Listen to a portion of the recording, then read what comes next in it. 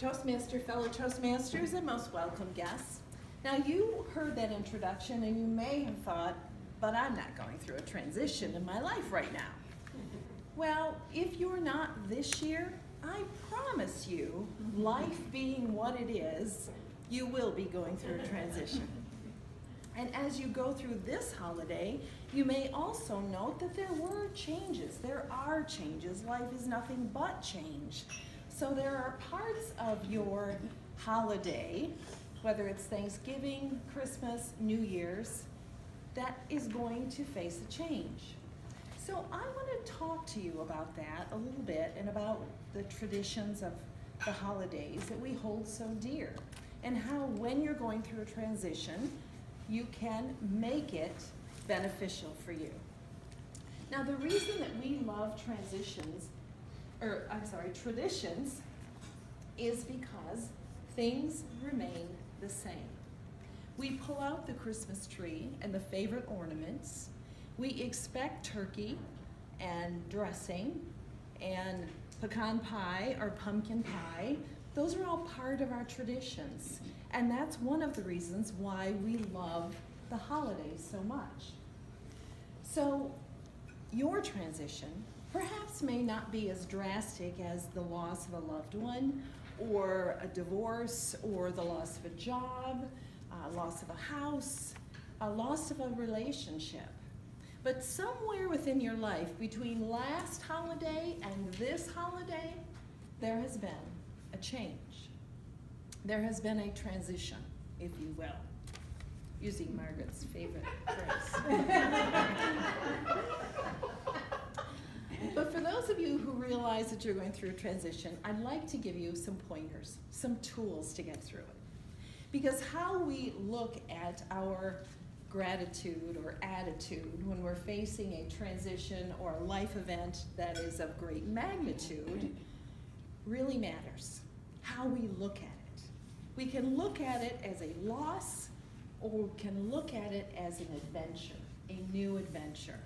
So the tools that I'd like to give you, number one, you must take stock in where you are and what you have. Now, if you have gone through a life event such as a divorce, a loss of a spouse, a loss perhaps of Aunt Gertrude, who's no longer with you at the Christmas table, or a loss of mom, or sister, or relative, or friend, those are changes. So you need to take stock in that and look at the inventory that you have. If there is grief in this transition, such as the death of a spouse, the death of a family member, or a divorce, you need to embrace that. You need to experience that. It would be nice if we could just race through the holidays without facing the hard parts of the loss. However, grief is actually a gift to us, because in that way we honor the relationship that we have lost. And if it's a job loss, then we need to take stock at where we are. If we are grieving that loss, if you will, then we need to acknowledge that. Because if we don't, funny thing about the human body and the human psyche is it'll come up somewhere, somehow. And we don't want anything physical to appear or to come up, because we are not dealing with the grief that's in our life. So take stock in where you're at. Be honest with yourself. Embrace that grief if you have that grief. And just a note here, as you are taking stock, allow yourself the privilege of backing away from other people's expectations of what you should be experiencing right now. People may think you really should be over that, or it's a happy, joyful time. How can you be sad? You need to separate yourself from other people's expectations and be totally honest with where you're at. That is going to help you move forward, create your own traditions, and just have an overall better holiday. Because you're feeling what you're feeling. You don't have to make excuses for it. You don't have to apologize for it. You need to feel what you're feeling. Take stock of where you're at. Now, if you're in grief, I don't want you to stay there. honor yourself in at least admitting honestly where you're at in a situation. So number one, take stock in where you're at. Number two, define what you want. What do you want this holiday season? If it's totally new and maybe you don't even have the Christmas tree that you had last year because it was burned in a fire, then you need to decide, what do you want? How do I define this tradition or this holiday? This Thanksgiving is going to be different than any other in the past. What do I want now?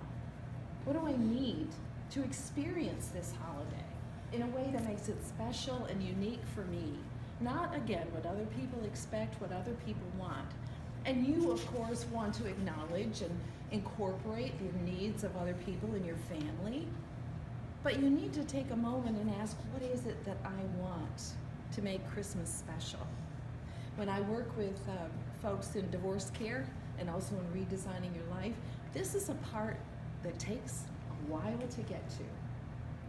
One of the questions, one of the individuals in the last Redesigning Your Life that I held said, you know, the question was asked, we do an assessment, we take about an hour and we do an assessment, and the question was asked, when were you the happiest over the last 6 months? And she said, it threw me, because I didn't know how to answer that question. So you need to know where you were and what you want. What are those questions that you need to ask yourself? Is it, when was I the happiest? Why was I the happiest? Where do I want to be happy? And those exploratory questions can actually help us create a new holiday since we have lost and the one behind us have passed. I love the analogy of seasons when we talk about going through life transitions. Because as I went through my own life, one of my life transitions of going through a divorce and having to leave my home of 8 acres, a pond where I raised my teenagers and had all the reunions and everything coming, all the joyful times, it's like, how do I let go of what I loved so deeply? It's in realizing that all of life is but a season. And that season, as precious and wonderful as it was, is past. But what's ahead? What's in the future? We don't have to live back there. Decide what you want so you can start looking forward and not always looking back at the traditions that once were or the holidays that once were.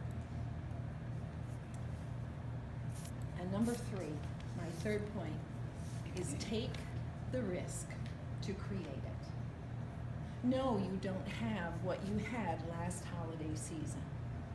But you know what?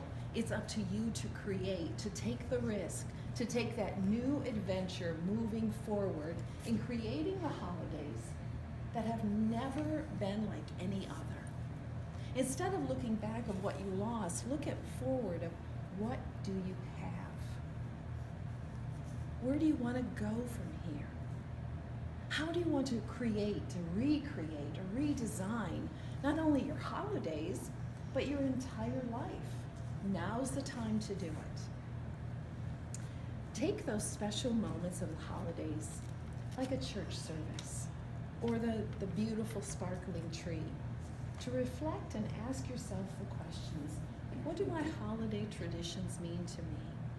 And how do I recreate them into something more meaningful than they've ever been before? Or finding the essence of what Christmas is. Or understanding New Year's is about new beginnings. It's not about who am I going to kiss under the mistletoe. Oh, that'd be nice too. But it's about new beginnings and second chances and moving forward and creating and redesigning a life that is best for you. My call to action is to consider, what is it that has changed going into this holiday season? Take a moment, take stock in where you are. Decide what it is that you really, really want. Because unfortunately, we've had too many examples here within our own Toastmasters clubs of how short life is and how precious it is. Decide what you want and take the risk to create it. Include those that you love, don't exclude them. but open them and yourself up to new ideas and new prospects of what the year 2016 can be. Because life is all about change and transition. And if you're not going through a drastic one this year, I promise you, life being life will give you one soon. Mr. Jason.